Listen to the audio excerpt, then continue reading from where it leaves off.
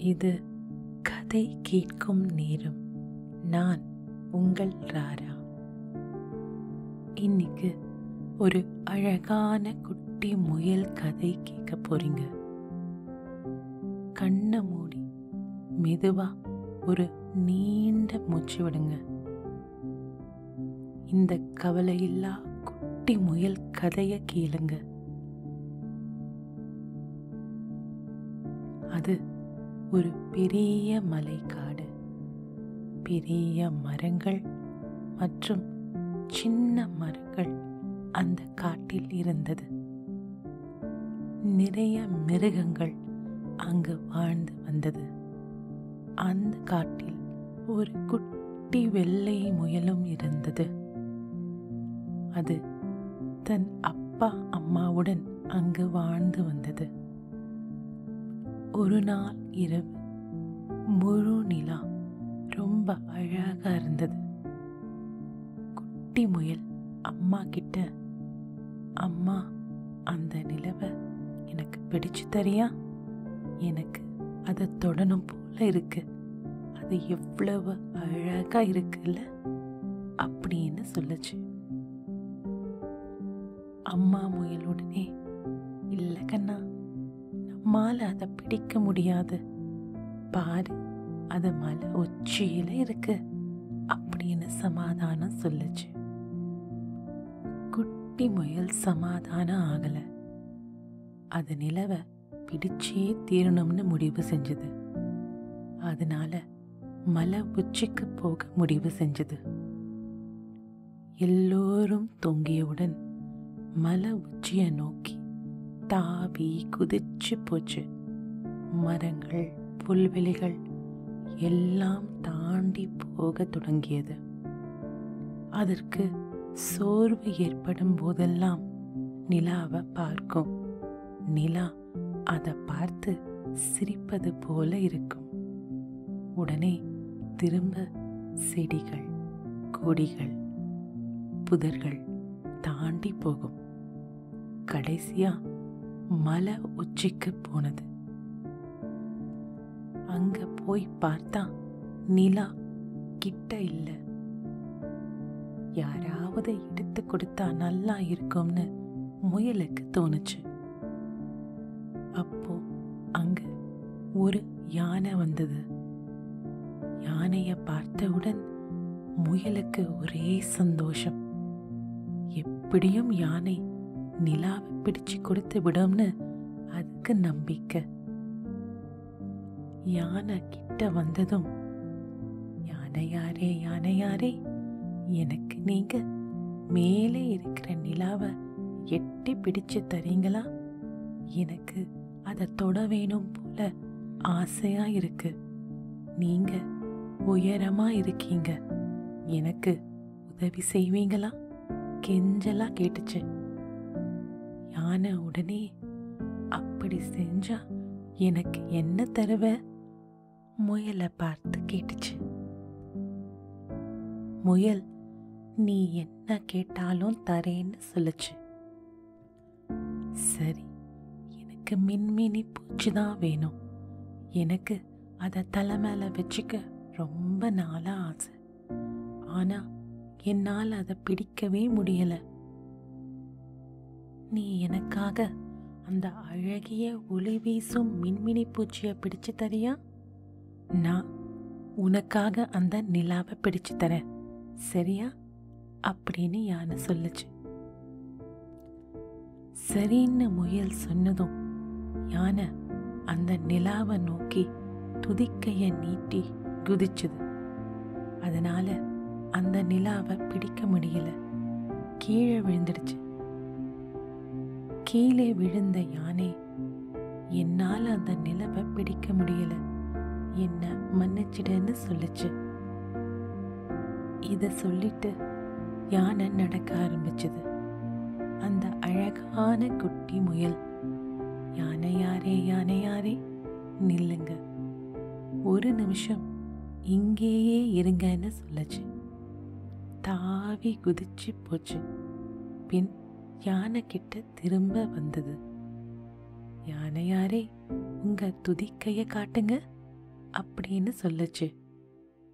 யானை எதுக்குன்னு கேட்டுச்சு. இல்ல, நீங்க முதல்ல காட்டுங்கன்னு சொல்லுச்சு. யானை துதிக்கையை காட்டியவுடன் ஒரு மின்மினி பூச்சியை முயல் யானை கிட்ட கொடுத்துச்சு.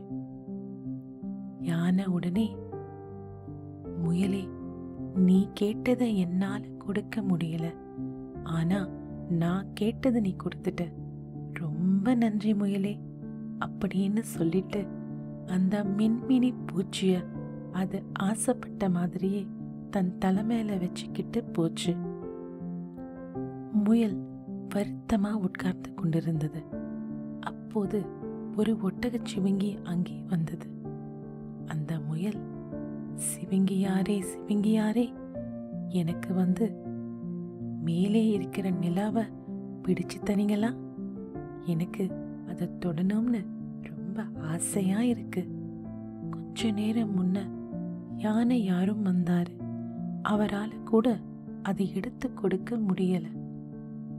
ஒட்டகச்சிவிங்கி, குட்டி முயலே, என் தலை மேல ஏறிக்கோ, நான் உன்னை வீசி எறிகிறேன், நீ போய் அந்த நிலாவை பிடிச்சுக்கோ, ஆனா நீ அதுக்கு பதில் எனக்கு ஒண்ணு தரணும்.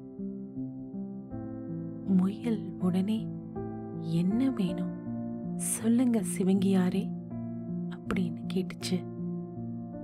எனக்கு கால் கொஞ்சம் அடிபட்டு இருக்கு, எனக்கு கொஞ்சம் மருந்து தடவி விடுறியா?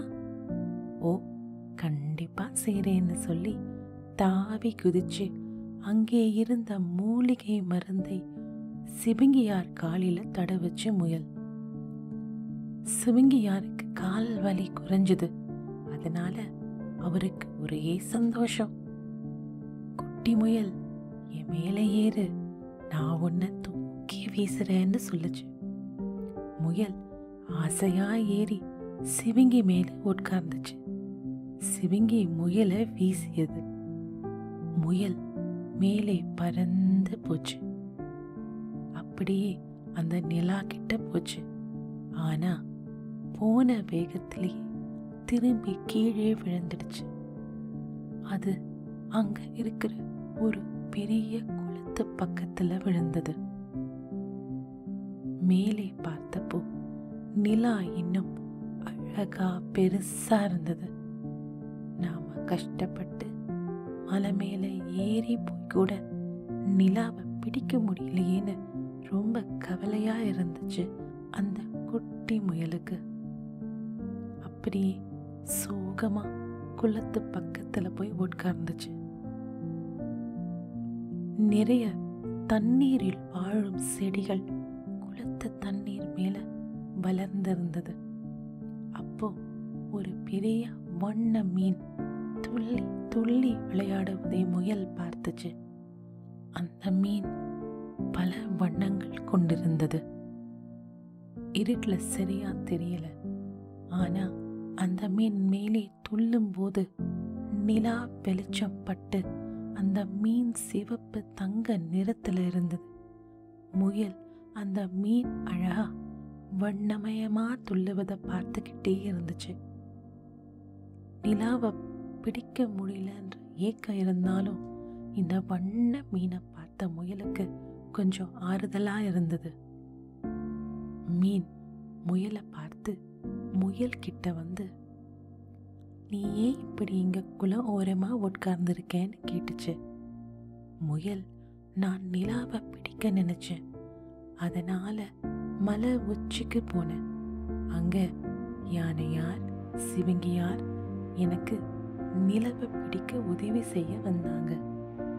யானையாரால முடியல, சிவங்கியார் என்னை வீசி எறிந்தார். நான் நிலா கிட்ட போய் திரும்ப கீழே வந்து விழுந்துட்டேன், சோகமா சொல்லுச்சு முயல். மீன் உடனே, கவலைப்படாத முயலே, நான் உனக்கு உதவி செய்யறேன் அப்படின்னு சொல்லுச்சு. முயல் லேச சிரிச்சுக்கிட்டு, நான் மலை உச்சிக்கு போனேன், அங்க உயரமா இருக்கிற யானையார் சிவங்கியாராலே கூட முடியல, நீயோ கீழே தண்ணீரில் இருக்க உன்னால எப்படி முடியும்னு கேட்டுச்சு. மீன் உடனே இந்த குளத்துக்கிட்ட வான்னு கூப்பிட்டுச்சு. முயல் அரைமனதா கிட்ட போச்சு. மீன் குட்டி முயலை அந்த குளத்துல இருக்கிற சிறிய பாறை மேல தாவி குதிக்க சொல்லுச்சு. முயல் மேல நிலாவையே பார்த்துட்டு இருந்தது. தங்கமும் வெள்ளையுமா வட்டமா அழகா இருந்தது. முயலுக்கு நிலா தன்னை பார்த்து சிரிப்பது போல இருந்தது. முயல் எப்படியும் நிலாவை பிடிச்சே தீரணும்னு நினைச்சது. அதனால மீன் சொன்ன மாதிரி அந்த குளத்து கரை பக்கத்துல இருக்கிற பாறை மேல தாவி போச்சு. குளம் முழுவதும் செடிகள், தண்ணீரே தெரியல. முயல் வந்து பாறை மேலே உட்கார்ந்த பின் மீன் அந்த செடிகளை அப்படியே நீந்தி தள்ளிவிட்டது. அந்த குளத்து தண்ணீரில் அந்த அழகிய பெரிய வண்ண நிலா தெரிஞ்சது. முயலுக்கு ஒரே சந்தோஷம். அதுக்கு இன்னும் புரியல. மீனுடனே நீ இப்ப நிலாவை தொடலாம். முயல் தண்ணியில இருக்கிற நிலாவை தொட்டுச்சு. அதுக்கு ஒரே சந்தோஷம். அந்த மீனுக்கும் ஒரே சந்தோஷம். இந்த சந்தோஷத்தோட நீங்க கண்ணை மூடி எல்லாத்தையும் மறந்து தூங்குங்க.